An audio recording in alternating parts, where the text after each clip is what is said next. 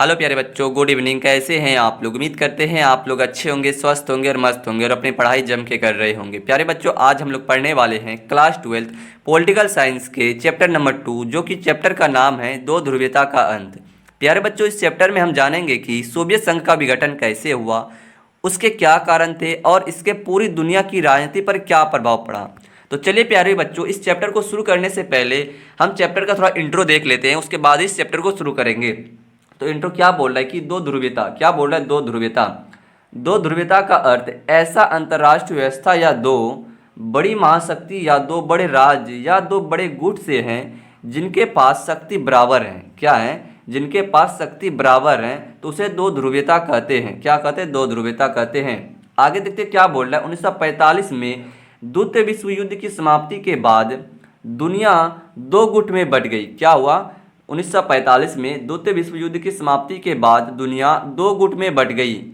एक गुट की अगुवाई अमेरिका कर रहा था और दूसरे गुट का अगुवाई कौन कर रहा था? सोवियत संघ कर रहा था। यही दोनों गुटों को दो ध्रुवीयता कहा गया है। अच्छा, 1945 से द्वितीय विश्व युद्ध अंत हुआ था। कब चालू हुआ था द्वितीय विश्व युद्ध? 1939 में द्वितीय युद्ध शुरू हुआ था और 1945 में अंत हुआ था। तो ये था आपका। आगे देखते हैं आगे क्या बोल रहा है। बर्लिन की दीवार इस चैप्टर का फर्स्ट टॉपिक है। बर्लिन की दीवार देखते हैं। बर्लिन की दीवार। बर्लिन की दीवार एक ऐतिहासिक और राजनीतिक रूप से महत्वपूर्ण संरचना थी। क्या थी? बर्लिन की दीवार एक ऐतिहासिक और राजनीतिक रूप से महत्वपूर्ण संरचना थी जो जर्मनी के बर्लिन शहरों को दो भागों में विभाजित करती थी। क्या करती थी? जर्मनी के बर्लिन शहरों को दो भागों में विभाजित करती थी। यह दीवार 1961 में, कब? 1961 से 1989 तक अस्तित्व में रही। कब से कब तक रही थी? 1961 से 1989 तक अस्तित्व में रही। शीत युद्ध के दौरान पूर्वी और पश्चिमी जर्मनी के बीच एक शक्तिशाली प्रतीक था। क्या था? क्या बर्लिन की दीवार पूर्वी और जर्मनी के बीच एक शक्तिशाली प्रतीक था, बर्लिन की दीवार। आगे देखते हैं आगे क्या बोल रहे हैं। बर्लिन की दीवार का उद्देश्य पूर्वी जर्मनी से पश्चिमी जर्मनी की ओर होने वाले पलायन को रोकना था। क्या था बर्लिन की दीवार का उद्देश्य? कि पूर्वी जर्मनी से पश्चिमी जर्मनी की ओर होने वाले पलायन को रोकना था। पूर्वी जर्मनी की सरकार ने इस दीवार का निर्माण किया था। किसने किया था? पूर्वी जर्मनी के सरकार ने इस दीवार का निर्माण किया था ताकि उसके नागरिक पश्चिमी जर्मनी ना जा सके। दीवार के दोनों ओर के क्षेत्रों में रहने वाले लोगों के जीवन पर इसका गहरा प्रभाव पड़ा। क्या हुआ? दीवार के दोनों ओर के क्षेत्रों में रहने वाले लोगों के जीवन में इसका गहरा प्रभाव पड़ा। पश्चिमी बर्लिन एक स्वतंत्र और लोकतांत्रिक क्षेत्र था। क्या बोल रहा है कि पश्चिमी बर्लिन एक स्वतंत्र और लोकतांत्रिक क्षेत्र था, जबकि पूर्वी बर्लिन सोवियत संघ के प्रभाव में एक समाजवादी क्षेत्र था। क्या था? पूर्वी बर्लिन सोवियत संघ के प्रभाव में एक समाजवादी क्षेत्र था। आगे देखते आगे क्या बोल रहा है कि 1989 में जर्मनी के एकीकरण की प्रक्रिया के दौरान बर्लिन की दीवार को ध्वस्त कर दिया गया था। कब ध्वस्त कर दिया गया था? 1989 में जर्मनी के एकीकरण की प्रक्रिया के दौरान बर्लिन की दीवार को ध्वस्त कर दिया गया था। आजकल बर्लिन की दीवार के अवशेष एक ऐतिहासिक स्मारक के रूप में संरक्षित हैं। क्या है? आजकल ऐतिहासिक स्मारक के रूप में संरक्षित हैं। क्या संरक्षित हैं? बर्लिन की दीवार और जर्मनी के इतिहास में एक महत्वपूर्ण अध्याय की यादें दिलाते हैं। 13 अगस्त 1961 को पूर्वी जर्मनी की सरकार ने बर्लिन की दीवार का निर्माण शुरू किया था। कब किया था? 13 अगस्त 1961 को पूर्वी जर्मनी की सरकार ने बर्लिन की दीवार का निर्माण शुरू किया था। प्यारे बच्चों, ये डेट याद रखिएगा क्योंकि आपके बोर्ड एग्जाम में डेट अक्सर पूछता है कि बर्लिन की दीवार का निर्माण कब हुआ था? 13 अगस्त 1961 को। और इसको गिराया कब गया था? तो 1989 को इसको गिराया गया था। आगे देखते हैं। बर्लिन की दीवार की लगभग, क्या बोला? दीवार की कुल एक सेकेंड बोल रहा है, दीवार की कुल लंबाई लगभग 155 किलोमीटर थी। क्या थी? बर्लिन की दीवार की लंबाई 155 किलोमीटर थी। प्रभाव क्या पड़ा था इस दीवार का, वो देख लेते हैं। दीवार ने न केवल शारीरिक रूप से बर्लिन को विभाजित किया, बल्कि इसके परिणाम स्वरूप दोनों ओर के लोगों के जीवन में भी गहरा प्रभाव डाला। तो प्यारे बच्चों, इससे आपका ये क्वेश्चन बन सकता है कि इस दीवार की कुल लंबाई कितनी थी? तो 150 किलोमीटर लगभग थी। कितने? 150 किलोमीटर। अगला टॉपिक देखते हैं आगे क्या बोल रहा है कि 9 नवंबर 1989 को बर्लिन की दीवार को ध्वस्त कर दिया गया, जिससे जर्मनी के एकीकरण की प्रक्रिया शुरू हुई। कब ध्वस्त कर दिया गया था? तो 9 नवंबर 1989 को बर्लिन की दीवार को ध्वस्त कर दिया गया था। तो प्यारे बच्चों, इससे आपका 2 क्वेश्चन बन सकता है कि दीवार की कुल लंबाई 155 किलोमीटर थी और बर्लिन की दीवार कब ध्वस्त कर दिया गया था? तो 9 नवंबर 1989 को। और इसको खड़ा कब किया गया था? तो 1961 में बर्लिन की दीवार को खड़ा किया गया था। देखते हैं बर्लिन की दीवार का अंत। बर्लिन की दीवार का अंत का बारे में देखते हैं। बर्लिन की दीवार का अंत एक ऐतिहासिक घटना थी जिसने जर्मनी के एकीकरण की प्रक्रिया को गति प्रदान की। 9 नवंबर 1989 को बर्लिन की दीवार को ध्वस्त कर दिया गया। कब ध्वस्त कर दिया गया? 9 नवंबर 1989 को बर्लिन की दीवार को ध्वस्त कर दिया गया, जिसके रूप और पश्चिमी जर्मनी के बीच एक सीमा खुल गई। क्या हुआ? जिसके पूर्वी और पश्चिमी जर्मनी के बीच एक सीमा खुल गई। इस घटना के पीछे कई कारण थे। देखते हैं क्या क्या कारण थे इस घटना के पीछे। पूर्वी जर्मनी में आर्थिक संकट। पूर्वी जर्मनी की अर्थव्यवस्था कमज़ोर हो रही थी, जिससे लोगों में असंतोष बढ़ रहा था। क्या हो रहा था? पूर्वी जर्मनी की अर्थव्यवस्था कमज़ोर हो रही थी, जिससे लोगों में असंतोष बढ़ रहा था। जन आंदोलन। पूर्वी जर्मनी में लोगों ने सरकार के खिलाफ बड़े पैमाने पर प्रदर्शन करना शुरू कर दिया, जिससे सरकार पर दबाव बढ़ गया। क्या बोल रहा है कि जन आंदोलन। पूर्वी जर्मनी में लोगों ने सरकार के खिलाफ बड़े पैमाने पर प्रदर्शन करना शुरू कर दिया, जिससे सरकार पर दबाव बढ़ गया। सोवियत संघ की नीतियों में बदलाव। क्या बोल रहा है? सोवियत संघ की नीतियों में बदलाव। देखते हैं क्या बोल रहा है। सोवियत संघ के नेता मिखाइल गोर्बाचेव ने अपनी नीतियों में बदलाव किया। किसने किया? मिखाइल गोर्बाचेव ने अपनी नीतियों में बदलाव किया, जिससे पूर्वी जर्मनी की सरकार पर दबाव कम हो गया था। क्या होगा था?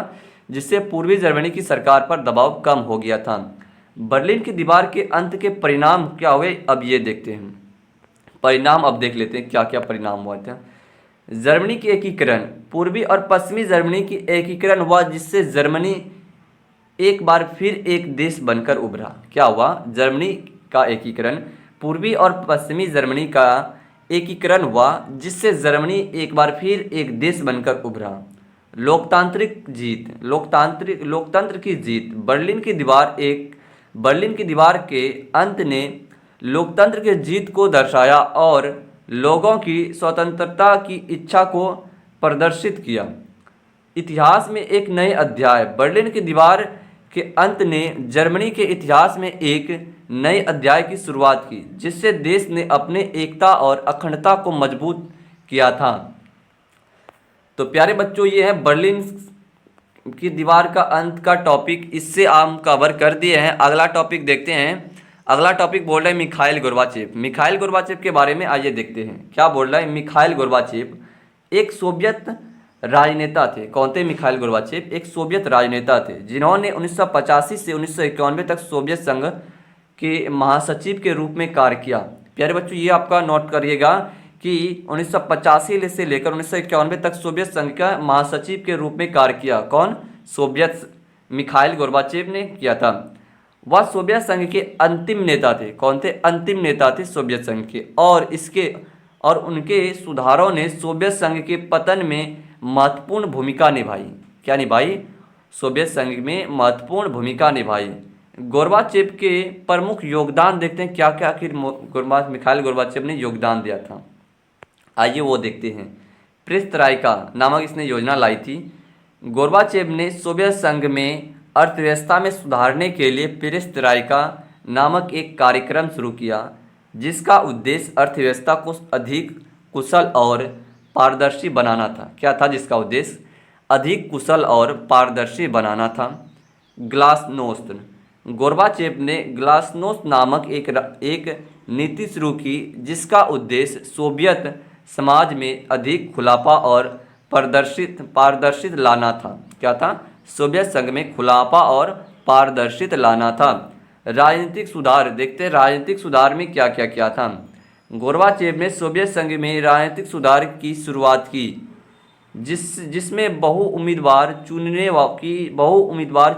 चुनावों की अनुमति देना और सोवियत संघ के विभिन्न गणराज्यों को अधिक स्वायत्तता देना शामिल था। गोर्बाचेव के सुधारों के परिणाम देखते हैं क्या हुआ। गोर्बाचेव के सुधारों का परिणाम देखते हैं अब क्या हुआ। सोवियत संघ का पतन। गोर्बाचेव के सुधारों ने सोवियत संघ के पतन में महत्वपूर्ण भूमिका निभाई। क्या हुआ? सोवियत संघ का पतन में गोर्बाचेव के सुधारों ने सोवियत संघ के पतन में महत्वपूर्ण भूमिका निभाई। 1991 में सोवियत संघ का विघटन हुआ। कब हुआ? 1991 में सोवियत संघ का विघटन हुआ। पूर्वी यूरोप में परिवर्तन। गोर्बाचेव ने सुधारों ने पूर्वी यूरोप में भी परिवर्तन की लहर को बढ़ा दिया और कई पूर्वी यूरोप देशों ने समाजवाद से दूर जाना शुरू कर दिया। तो प्यारे बच्चों, ये है सोवियत संघ क्या बोल रहा है मिखाइल गोर्बाचेव के बारे में डिफिनेशन। अगला टॉपिक देखते हैं, अगला सोवियत प्रणाली के बारे में आगे देखते हैं सोवियत प्रणाली क्या बोल रहा है। अब सोवियत प्रणाली एक राजनीतिक और आर्थिक प्रणाली थी। क्या थी? सोवियत प्रणाली एक राजनीतिक और आर्थिक प्रणाली थी जो सोवियत संघ में लागू थी। क्या थी? जो सोवियत संघ में लागू थी। यह प्रणाली समाजवादी विचारधारा पर आधारित थी। क्या थी? सोवियत प्रणाली एक समाजवादी विचारधारा पर आधारित थी और इसका उद्देश्य एक वर्गहीन समाज का निर्माण करना था। क्या था? इसका उद्देश्य एक वर्गहीन समाज का निर्माण करना था। सोवियत प्रणाली की प्रमुख विशेषताएं हैं, देखते हैं इसकी विशेषता क्या है। सोवियत प्रणाली की समाजवाद। सोवियत प्रणाली समाजवाद विचारधारा पर आधारित थी। क्या थी? सोवियत प्रणाली समाजवाद विचारधारा पर आधारित थी जिसका उद्देश्य एक वर्गहीन समाज का निर्माण करना था। क्या था? जिसका उद्देश्य एक वर्गहीन समाज का निर्माण करना था। राज्य का नियंत्रण। सोवियत प्रणाली में राज्य का नियंत्रण अर्थव्यवस्था और समाज पर था। क्या था? सोवियत प्रणाली में राज्य का नियंत्रण अर्थव्यवस्था और समाज पर था। राज्य ने उद्योग, कृषि और अन्य क्षेत्रों को नियंत्रण किया। क्या किया? राज्य ने कृषि और अन्य क्षेत्रों को नियंत्रण किया। एक पार्टी प्रणाली। सोवियत प्रणाली में एक पार्टी प्रणाली थी जिसमें कम्युनिस्ट पार्टी ही एकमात्र वैध पार्टी थी। क्या थी? एक पार्टी प्रणाली में सोवियत प्रणाली एक पार्टी प्रणाली थी जिसमें कम्युनिस्ट पार्टी ही एकमात्र वैध पार्टी थी। केंद्र योजना। सोवियत प्रणाली में केंद्र योजना का महत्व था। क्या था? सोवियत प्रणाली में केंद्र योजना का महत्व था जिससे राज्यों ने अर्थव्यवस्था के लिए योजना बनाए और इसका क्रियान्वयन किया। सामाजिक कल्याण। सोवियत प्रणाली में समाजवाद कल्याण का महत्व था जिससे राज्य में नागरिकों को स्वास्थ्य, शिक्षा और अन्य सेवाएं प्रदान की। सोवियत प्रणाली के लाभ अब देखते हैं क्या बोल रहा है। सोवियत प्रणाली के लाभ। औद्योगिकरण। सोवियत प्रणाली में क्या बोल रहा है? सोवियत प्रणाली ने सोवियत संघ को तेजी से औद्योगिकीकृत करने में मदद की। सामाजिक कल्याण। सोवियत प्रणाली ने नागरिकों को सामाजिक कल्याण सेवाएं प्रदान की। शिक्षा और स्वास्थ्य। सोवियत प्रणाली ने शिक्षा और स्वास्थ्य सेवाएं को बढ़ावा दिया। क्या क्या? सोवियत प्रणाली ने शिक्षा और स्वास्थ्य सेवा को बढ़ावा दिया। तो प्यारे बच्चों, ये है था आपका क्या बोल रहा है सोवियत प्रणाली के बारे में डिफिनेशन। आगे अगला टॉपिक देखते हैं, सोवियत प्रणाली का विघटन के बारे में देखते हैं क्या बोल रहा है। सोवियत प्रणाली का विघटन अब देख लेते हैं। सोवियत संघ का विघटन एक ऐतिहासिक घटना थी। क्या थी? सोवियत संघ का विघटन एक ऐतिहासिक घटना थी जिसमें सोवियत संघ के 15 गणराज्यों ने अपने स्वतंत्रता की घोषणा की। क्या की? 15 गणराज्यों ने अपनी स्वतंत्रता की घोषणा की और सोवियत संघ का अस्तित्व समाप्त हो गया। यह घटना 26 दिसंबर 1991 को हुई थी। कब हुई थी यह घटना? 26 दिसंबर 1991 को हुई थी। सोवियत संघ के विघटन के कुछ प्रमुख कारण थे, देखते हैं कुछ प्रमुख कारण क्या हैं। आर्थिक संकट। क्या था सोवियत संघ के विघटन का कारण आर्थिक संकट। सोवियत संघ की अर्थव्यवस्था कमज़ोर हो रही थी जिससे लोगों में असंतोष बढ़ रहा था। ये था आर्थिक संकट। क्या? सोवियत संघ की अर्थव्यवस्था कमज़ोर हो रही थी जिससे लोगों में असंतोष बढ़ रहा था।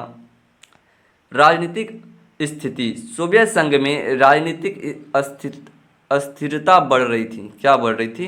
राजनीतिक अस्थिरता बढ़ रही थी जिसमें सरकार की स्थिति खतरे में थी। ये था राजनीतिक अस्थिरता। राष्ट्र की भावना। सोवियत संघ में विभिन्न गणराज्यों में राष्ट्रीयता की भावना बढ़ रही थी जिससे वो अपने स्वतंत्रता की मांग करने लगे। ये था राष्ट्रीय की भावना। गोर्बाचेव के सुधार। मिखाइल गोर्बाचेव के सुधारों ने सोवियत संघ के पतन में महत्वपूर्ण भूमिका निभाई। क्या हुआ कि सोवियत संघ के पतन में गोर्बाचेव ने के महत्वपूर्ण भूमिका निभाई। आगे देखते हैं सोवियत संघ के विघटन के परिणाम क्या हुए। विघटन देख लिए, अब उसका परिणाम देखते हैं क्या परिणाम हुआ था। 15 स्वतंत्र देश। सोवियत संघ के 15 गणराज्य ने अपने स्वतंत्रता की घोषणा की। क्या बोल रहा है? जो सोवियत संघ में 15 देश शामिल थे उसमें अपने गणराज्यों ने अपने स्वतंत्रता की घोषणा की और 15 स्वतंत्र देश बने। रूस की नई भूमिका। रूस ने अपनी नई भूमिका को स्वीकार किया और एक स्वतंत्र देश के रूप में उभरा। विश्व राजनीति में बदलाव। सोवियत संघ के विघटन के एक सेकेंड आगे देखते हैं। विश्व राजनीति में महत्वपूर्ण बदलाव किए और शीत युद्ध का अंत हुआ। क्या बोल रहा है? विश्व राजनीतिक बदलाव में सोवियत संघ के विघटन ने विश्व राजनीति में महत्वपूर्ण बदलाव किए और शीत युद्ध का अंत हुआ। सोवियत संघ के विघटन के परिणाम देखते अब क्या हुआ। आर्थिक बदलाव। क्या हुआ? आर्थिक बदलाव। सोवियत संघ के विघटन के बाद पूर्वी सोवियत गणराज्य ने अपने अर्थव्यवस्थाओं को बाजार आधारित अर्थव्यवस्था में बदलने की कोशिश की। क्या? बाजार आधारित अर्थव्यवस्था में बदलने की कोशिश की। दूसरा है राजनीतिक बदलाव। क्या है? राजनीतिक बदलाव। सोवियत संघ के विघटन के बाद पूर्वी सोवियत गणराज्य ने अपने राजनीतिक प्रणाली को बदलने की कोशिश की और अधिक लोकतांत्रिक बनने की कोशिश की। तीसरा है कि अंतर्राष्ट्रीय संबंध। सोवियत संघ के विघटन के बाद पूर्वी सोवियत गणराज्य ने अपने अंतर्राष्ट्रीय संबंधों को मजबूत करने की कोशिश की और वैश्विक समुदाय ने अपनी भूमिका को बढ़ाने की कोशिश की। तो ये था आपका क्या बोल रहे हैं सोवियत संघ का विघटन के बारे में। आगे देखते हैं आगे अगला टॉपिक क्या है। समाजवादी शासन। देखते हैं समाजवादी शासन। समाजवादी शासन एक राजनीतिक और आर्थिक प्रणाली है जिससे राज्य का उद्देश्य एक वर्गहीन समाज का निर्माण करना होता है। क्या होता है? राज्य का उद्देश्य एक वर्गहीन समाज का निर्माण करना होता है जहाँ सभी लोग के पास समान अधिकार और अवसर होता है। इस प्रणाली में उत्पादन के साधनों का स्वामित्व और नियंत्रण राज्य या समुदाय के पास होता है। क्या होता है? इस उत्पादन के साधनों का स्वामित्व और नियंत्रण राज्य समुदाय के पास होता है और इसका उद्देश्य व्यक्ति लाभ के बजाय समाज कल्याण को बढ़ावा देना होता है। तो यह है आपका समाजवादी शासन। साम्यवादी शासन के प्रमुख विशेषता देखते हैं क्या है। इसका विशेषताएं क्या है। उत्पादन के साधनों का राज्य नियंत्रण। समाजवादी शासन में उत्पादन के साधनों का स्वामित्व और नियंत्रण राज्य का समुदाय के पास होता है। क्या होता है? उत्पादन के साधनों में राज्य और समुदाय का शासन होता है। वर्गहीन समाज। समाजवादी शासन का उद्देश्य एक वर्गहीन समाज का निर्माण करना होता है जहां सभी लोगों के पास समान अधिकार और अवसर होते हैं। सामाजिक कल्याण। समाजवादी शासन का उद्देश्य समाजवादी कल्याण को बढ़ावा देना होता है और इसके लिए राज्य द्वारा विभिन्न सेवाएं प्रदान की जाती हैं। अगला देखते हैं आगे राज्य की भूमिका। समाजवादी शासन में राज्य की भूमिका बहुत महत्वपूर्ण होती है। क्या होती है? समाजवादी शासन में राज्य की भूमिका बहुत ही महत्वपूर्ण होती है और यह समाज के विभिन्न पहलुओं को नियंत्रित और निर्देश करता है। तो ये है समाजवादी शासन का प्रमुख विशेषताएं। आगे देखते हैं समाजवादी शासन के लाभ अब क्या हुए थे। समाजवादी सामाजिक समानता। समाजवादी शासन ने सभी लोगों के पास समान अधिकार और अवसर होते हैं। क्या होते हैं समाजवादी शासन में? समाजवादी शासन में सभी लोगों के पास समान अधिकार होते हैं और समान अवसर होते हैं। समाजवादी कल्याण। समाजवादी शासन में राज्य द्वारा विभिन्न सेवाएं प्रदान की जाती हैं जो सामाजिक कल्याण को बढ़ावा देते हैं। आगे देखते हैं आर्थिक स्थिति। क्या बोल रहे हैं? आर्थिक स्थिति। समाजवादी शासन में राज्य द्वारा अर्थव्यवस्था को नियंत्रित किया जाता है जिसका अर्थ स्थिरता बनी रहती है। हालांकि समाजवादी शासन के कुछ नुकसान भी हैं। अब देखते हैं इसका नुकसान देख लेते हैं। व्यक्तिगत स्वतंत्रता की मांग। समाजवादी शासन ने व्यक्तिगत स्वतंत्रता की कमी होती है और राज्य द्वारा व्यक्तिगत जीवन को नियंत्रित किया जाता है। आर्थिक अक्षमता। समाजवादी शासन ने आर्थिक अक्षमता की समस्या हो सकती है जिससे उत्पादन और वितरण में समस्या आती है। भ्रष्टाचार। समाजवादी शासन ने भ्रष्टाचार की समस्या हो सकती है जिससे राज्य की शक्ति को दुरुपयोग होता है। तो ये था आपका समाजवादी शासन का नुकसान। अगला देखते हैं शॉक थेरेपी के बारे में। अगला टॉपिक है शॉक थेरेपी। शॉक थेरेपी एक आर्थिक नीति है। क्या है? शॉक थेरेपी एक आर्थिक नीति है जिसका उद्देश्य अर्थव्यवस्था को तेजी से बदलना और इसे बाजार अधिकृत अर्थव्यवस्था में बढ़ाना है। क्या है? शॉक थेरेपी एक आर्थिक नीति है जिसका उद्देश्य अर्थव्यवस्था को तेजी से बदलना और इसे बाजार अधिकृत अर्थव्यवस्था में बदलना है। यह नीति आमतौर पर उन देशों में लागू की जाती है जो समाजवादी या नियोजित अर्थव्यवस्था से बाजार अर्थव्यवस्था में संक्रमण कर रहे हैं। शॉक थेरेपी के प्रमुख विशेषताएं देखते हैं। क्या है शॉक थेरेपी की विशेषताएं? तेजी से उदारीकरण। शॉक थेरेपी में अर्थव्यवस्था को तेजी से उदारीकृत किया जाता है। क्या किया जाता है तेजी उदारीकरण में?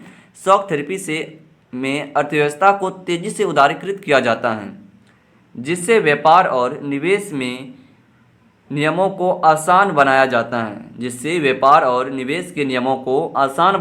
है। निजीकरण। शॉक थेरेपी में सार्वजनिक क्षेत्रों की कंपनी को निजी क्षेत्रों को बेचा जाता है जिससे अर्थव्यवस्था में निजी क्षेत्रों की भूमि बढ़ जाती है। मुद्रा का स्वतंत्रता। शॉक थेरेपी में मुद्रा की स्वतंत्रता को बढ़ावा दिया जाता है जिससे मुद्रा की मूल्य को बाजार की शक्तियों द्वारा निर्धारित किया जाता है। क्या जाता है कि मुद्रा स्वतंत्रता में शॉक थेरेपी में मुद्रा की स्वतंत्रता को बढ़ा दिया जाता है जिससे मुद्रा के मूल्य को बाजार की शक्तियों द्वारा निर्धारित किया जाता है। शॉक थेरेपी के कुछ लाभ देखते हैं। आर्थिक विकास। शॉक थेरेपी के अर्थव्यवस्था में तेजी से विकास हो सकता है क्योंकि यह निजी क्षेत्र को बढ़ावा देती है और निवेश को आकर्षित करती है। बाजार की स्वतंत्रता। शॉक थेरेपी से बाजार को अधिक स्वतंत्रता मिलती है जिससे संसाधनों का अधिक कुशलता और आवंटन होता है। यह शॉक थेरेपी के कुछ लाभ। देखते हैं इसका नुकसान। अब देखते हैं शॉक थेरेपी के नुकसान। आर्थिक असमानता। शॉक थेरेपी से आर्थिक असमानता बढ़ सकती है क्योंकि यह निजी क्षेत्र को बढ़ावा देती है और सार्वजनिक क्षेत्रों की भूमिका को कम करती है। मुद्रास्फीति। शॉक थेरेपी में मुद्रास्फीति की समानता हो सकती है क्योंकि यह मुद्रा की स्वतंत्रता को बढ़ावा देती है और कीमतों की उतार चढ़ाव को बढ़ावा देती है। तो यह है शॉक थेरेपी का डिफिनेशन। आप इसको समझ गए होंगे। आगे देखते हैं अगला टॉपिक क्या है कि पूर्वी समाजवादी देशों के साथ भारत का संबंध। क्या बोल रहे हैं कि पूर्वी देशों के साथ भारत का संबंध। पूर्वी समाजवादी देशों के साथ भारत के संबंध एक जटिल और बहुस्तरीय प्रक्रिया है। क्या है? जटिल एक बहुस्तरीय प्रक्रिया है जिससे राजनीतिक, आर्थिक और सांस्कृतिक पहलू शामिल हैं।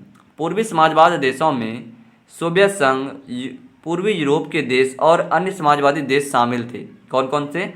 सोवियत संघ, पूर्वी यूरोप और यूरोप के देश और अन्य समाजवादी देश शामिल थे, जिन्होंने शीत युद्ध के दौरान समाजवादी विचारधारा को अपनाया था। क्या किया था? जिन्होंने शीत युद्ध के दौरान समाजवादी विचारधारा को अपनाया था। भारत के साथ भारत के संबंध की विशेषताएं देखते हैं इसकी विशेषताएं। राजनीतिक संबंध। भारत ने पूर्वी समाजवादी देशों के साथ राजनीतिक संबंध स्थापित किए, जिससे सोवियत संघ के साथ घनिष्ठ संबंध शामिल थे। दूसरा नंबर देखते हैं आर्थिक संबंध। भारत ने पूर्वी समाजवाद देशों के साथ आर्थिक संबंध भी स्थापित किए, जिससे व्यापार और निवेश शामिल थे। सांस्कृतिक संबंध। भारत ने पूर्वी समाजवादी देशों के साथ सांस्कृतिक संबंध भी विकास किए, जिससे शिक्षा, कला और संस्कृति के आदान प्रदान शामिल थे। भारत के संबंधों के लाभ देखते हैं अब। राजनीतिक क्या बोल रहा है? भारत के संबंधों की विशेषताएं देख लिए, भारत के संबंधों के लाभ अब देख लेते हैं। राजनीतिक समर्थन। पूर्वी समाजवादी देशों ने भारत को राजनीतिक समर्थन प्रदान किया, जिससे संयुक्त राष्ट्र सुरक्षा परिषद में समर्थन शामिल था। क्या बोल रहा है राजनीतिक समर्थन में? पूर्वी समाजवाद देशों ने भारत को राजनीतिक समर्थन प्रदान किया, जिससे संयुक्त राष्ट्र सुरक्षा परिषद में समर्थन शामिल था। आर्थिक लाभ। पूर्वी समाजवाद देशों के साथ व्यापार और निवेश ने भारत को आर्थिक लाभ प्रदान किया। सांस्कृतिक आदान प्रदान। पूर्वी समाजवादी देशों के साथ सांस्कृतिक आदान प्रदान ने भारत की सांस्कृतिक विविधता को बढ़ावा दिया। तो ये था सांस्कृतिक आदान प्रदान। भारत के संबंधों की चुनौतियां आप देख लेते हैं। भारत के संबंधों की चुनौतियां। शीत युद्ध की राजनीति। शीत युद्ध की राजनीति ने भारत के संबंधों को प्रभावित किया, जिससे भारत को सोवियत संघ और पश्चिमी देश के बीच संतुलन बनाना पड़ा। आर्थिक निर्भरता देखते हैं। भारत की आर्थिक निर्भरता पूर्वी समाजवाद देशों पर थी। क्या थी? भारत की आर्थिक व्यवस्था भारत की आर्थिक निर्भर पूर्वी समाजवादी देशों पर थी, जिससे भारत की अर्थव्यवस्था स्वतंत्र प्रभावित हुई। क्या हुई? जिससे भारत की अर्थव्यवस्था स्वतंत्र प्रभावित हुई। आगे देखते हैं, आगे क्या बोल रहे हैं कि राजनीतिक परिवर्तन। पूर्वी समाजवाद देशों ने राजनीतिक परिवर्तन ने भारत के संबंधों को प्रभावित किया, जिससे सोवियत संघ का विघटन शामिल था। तो प्यारे बच्चों, ये था आपका क्या बोल रहा है पूर्वी समाजवाद देशों के साथ भारत का संबंध। ये टॉपिक भी आपका ख़त्म हो चुका है। तो प्यारे बच्चों, class 12 political science chapter number 2 ख़त्म हो चुका है। अगर आप चाहते हैं कि इस चैप्टर का संपूर्ण सब्जेक्टिव प्लस MCQ क्वेश्चन लाया जाए तो कमेंट सेक्शन खुला हुआ है, वहाँ पे कमेंट करना ना भूलें। प्यारे बच्चों, अगर वीडियो अच्छा लगा है तो चैनल को सब्सक्राइब ज़रूर करिएगा और साथ ही साथ अपने प्यारे प्यारे दोस्तों को शेयर ज़रूर करिएगा और प्यारा सा एक कमेंट ज़रूर करिएगा। मिलते हैं इसी तरह के दूसरे वीडियो में, तब तक के लिए जय हिंद, वंदे मातरम।